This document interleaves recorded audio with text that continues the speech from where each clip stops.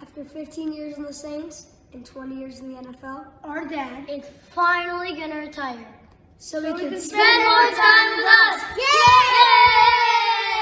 Time, and I think, he's one of those guys who always comes across as being quite honest with himself as far as whether or not he can, one, get the job done at a very high level, and two, I think you hear all these quarterbacks, Michael, talk about the fact that are they still willing to go ahead and put in the time and energy and effort and level of commitment that it takes to play at the level that they have played at. And I think when those two things, a guy like Drew sits down and thinks about those things, I think this was really the conclusion he probably honestly and objectively came to and had to come to. And he probably came to this probably even sooner than now. I don't want to speak for him.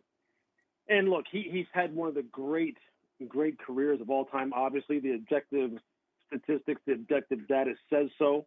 And he's one of those guys who defied so many odds. And at one point in time, we thought his career was over. We really thought his career was over before he launched on this journey that he's had with New Orleans. And you just have to tip your cap to him right now, because he really was one of the true surgeons at the position, man, that played the game so well cerebrally and maximized every possible bit of athletic ability that he had given to him by the man upstairs, man. And you just have to applaud him for what he's done with his time in the NFL.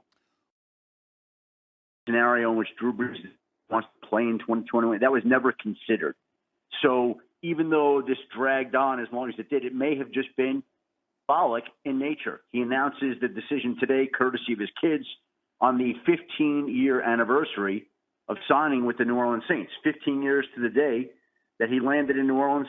He bids goodbye to New Orleans. He's staying there, but he bids goodbye to the football team that he was such an integral part of. And remember, he went to that franchise at a time when nobody wanted to go there.